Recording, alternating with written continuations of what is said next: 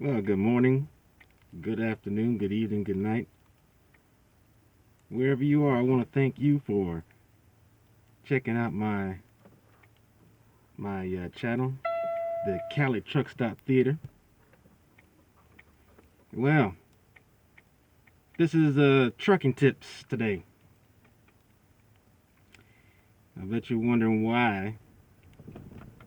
Maybe you're not wondering why that I have this on. Let me tell you. Let me. This is the observation that I thought of, or that I saw. In this time where it is where we have this COVID-19 thing happening. This is probably about the only time that anybody can walk around looking like a damn gangbanger just to cover your face. Isn't that crazy? I can walk around like this and nobody was, well, at least nobody will say anything or call the police thinking that I'm suspicious. But yep, you can walk around just about anywhere and nobody's gonna mess with you because everybody's talking about, oh, well, you need to cover up, cover your face, da da da da da. I don't want to get sick, da da. And that's true. You don't want to get sick. But I got a couple of bandanas to cover my face whenever I need to. So, I'm ready if I need to use it. But I don't need it right now. So, you know, I don't I don't need it right now. But anyways, this is trucking tips, and this is an important. Well, at least for this, they're saying that you need to have some kind of mask or something to cover your face and nose up with. So I got something just in case. In case somebody wants to make a big old fuss or whatever.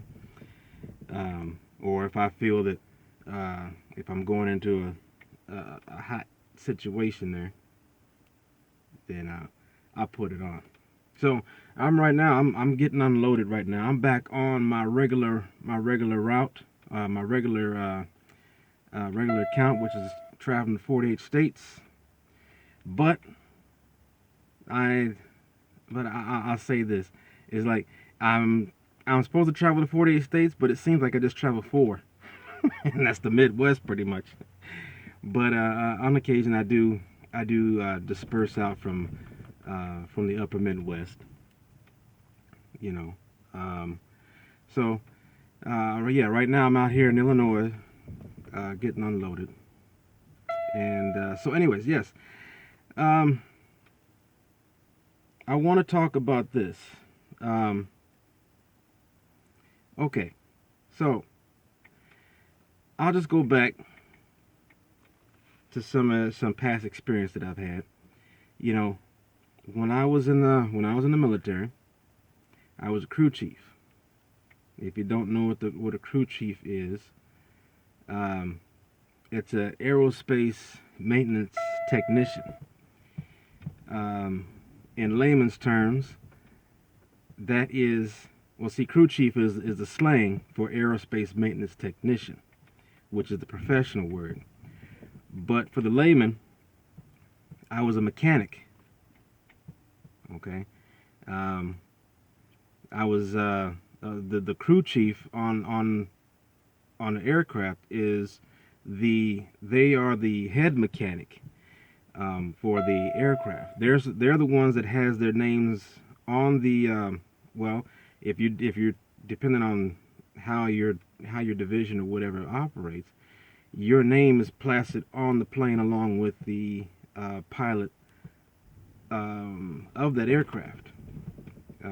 But like if I know this is off subject, but if a pilot is not really assigned an aircraft, it just everybody's slip seating, then there's no name on the pilot. The pilot's name is not on the aircraft. It's just the name of the head mechanic. who's on the aircraft. So that was my role. I was a head mechanic. I was assigned aircraft, but I had a whole fleet of aircraft to manage and maintain. Also, with a lot of others that were in my profession, we were all called crew chiefs. So it wasn't just me managing, X amount of planes. Um, we all we all were pretty much the I guess you could say the head nigga in charge. Um, but we were each assigned an aircraft, but we did we did many operations upon many different of the same aircraft. Anyways, um, one of my experiences and one of my what I've learned as a crew chief is that when you go out and deploy, these old planes oftentimes will break down. Not necessarily will they break down with major problems, but sometimes little things go wrong. Sometimes little things need to be replaced, and these are and oftentimes these are necessary items. And so, obviously, when you're in an airplane, you can't just pull over anytime and stop at the nearest gas station to go pick up a couple of essential items. So you learn to take some stuff with you when you go fly with these planes overseas or wherever their mission is. So you learn to take certain supplies, certain things that wherever your destination is, these places may not have it even when you land, which could cause a delay in the mission. Okay, and to avoid trying to have a delay in the mission, a good crew chief would carry around tools and also would carry around spare parts in case something should break or need to be replaced. And I've carried that that kind of tip with me in trucking, and it has come in handy, especially this morning, which is the reason why that I decided to make this video. Here recently, I've had a couple of things that I've had to replace, and it made a whole world of difference. Where I just kept on moving because I had parts to replace, and so I didn't have to go and I didn't have to veer off anywhere to go find a part. I didn't have to make a roll call, because those things cost money, and that cost the company money, and so that even saves the company money when you got something that you can do and take care of, instead of having a mechanic come out to where you are and supply the part, replace and fix whatever that you could have done. That does save the company a little bit of money, because those roll calls are expensive. But this morning, I got a load, or this load that I got here. Now, I got this load, and during my pre-trip of checking out the truck and the trailer, I noticed that the trailer was missing a glad hand seal where the airlines connect. For those of you who don't know what a glad hand seal is, this is it right here. It's a rubber seal that goes inside of the glad hand connector, and it was missing on the trailer end of it. Now, that lets me know that somebody didn't have a glad hand seal, and instead of being properly prepared, or even going to a local place to go and get a local place to pick one of these up, they went to the closest trailer that they can find, and they snagged one of these things. Now, they maybe needed it for their truck, or they maybe needed it for another trailer, but this is the case. That was evidence to me that somebody didn't carry spare parts, or they may have ran out. I don't know what the deal was, and maybe if you run out, maybe that would be a last resort if you really need to get some. But if you also keep proper control of your inventory of how much you got, if you know you're running low, you might want to stock up and get you some more, so that you won't get into that situation to where you know, to where that you are gonna be in a position where you're gonna have to cannibalize parts off of another truck or another trailer or whatever. That's gonna put the next driver in in a delay because you weren't prepared. Now you're gonna put somebody else in a delay. You know what I'm saying? So as a truck driver, you might want to. It might be a good idea to carry spare parts.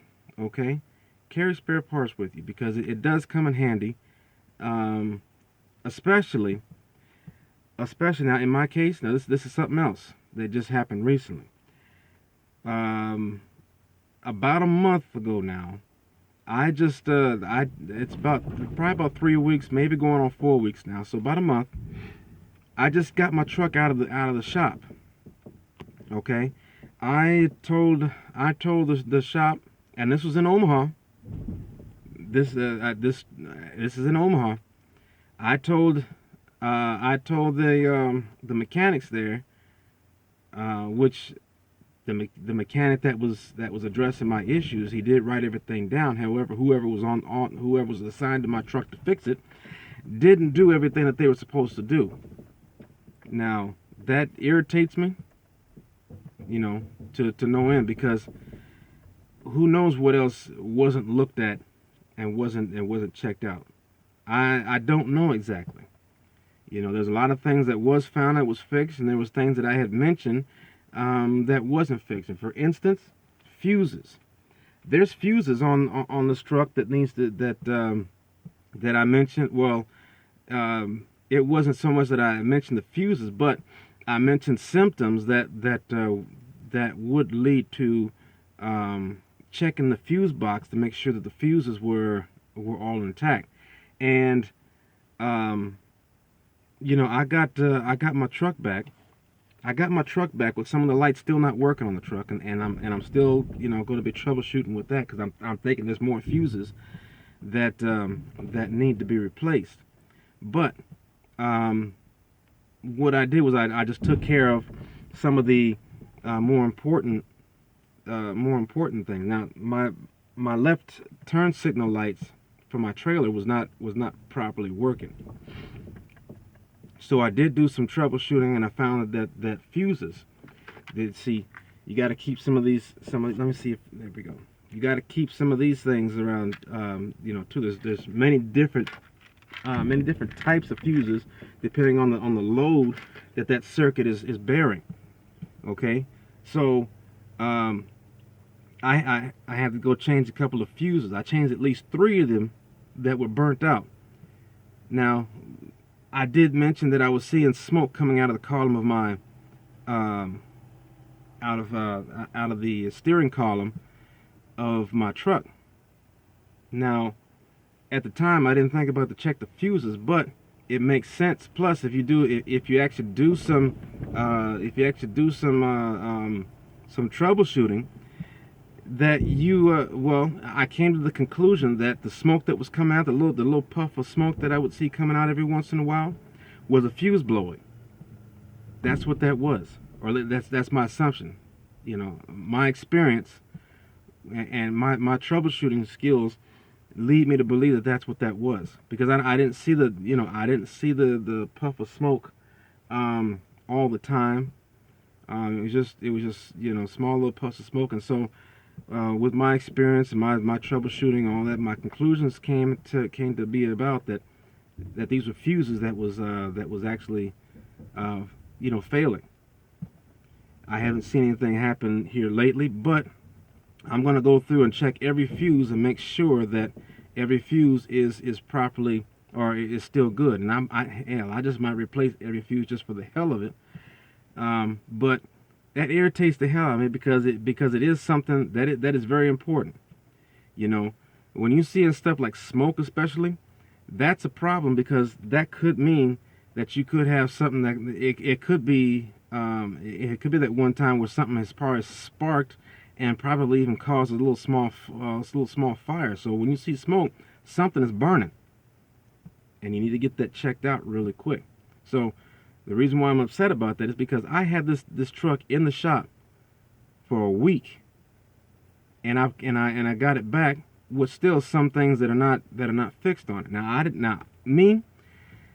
I took it because it was still good enough to go on the road. It's something that I can as I get around to it, it's something that I can go ahead and take a look at and make sure that everything is good to go. Now the fuses, that's something that I can replace. That's something that I could do. That's something that I can troubleshoot with, and I can replace if need be. There's certain things that I can do on this truck that I am allowed to do. I do have some residual problems that are still still happening. I have problems with my fifth wheel still. I don't have a spot to nor do I have the money to have a spare fifth wheel laying around somewhere. So I have to get that back in the shop to get that checked out. But as far as some of the little parts and stuff like that, these things are necessary, and these things can make a whole world of difference on whether you're going to be on whether you continue to stay on the load, because it might delay you. It will delay you on. It will kill your time as far as the time for your day, but then as well, you also got a whole week, and you're trying to pack in as many loads as you can. You try to complete as many loads as you can during your pay period. So if you got to sit and wait, a new message has arrived. If you got to sit and wait for stuff, you're not moving. You're not getting paid. You're not on to your next load. So that means that's a possibility of less completed loads, which means that you're not going to make as much money for that pay period. So something as small as this can cause great delays. Now, if I didn't have any of these things, now the reason why the Glad Hand is so useful is so that it creates a good tight seal, air seal, with the Glad Hand connections. If I didn't have this, air could be leaking out of those. There won't be a good seal between the Glad Hands that are attached to the truck going to the trailer, which means loss of air, which means loss of pressure, and that's going to be lots of problems. So let's see here. Hold on. Thank you. You too. Okay, so it's time for me to go. Anyways, so this is the thing. Have your spare parts so that you don't get delayed, and that you can save yourself money if you're an owner operator, and you can save the company if you're a company driver. You can save the company some money. Okay, so that was my trucking tips for today, and I'll see you later.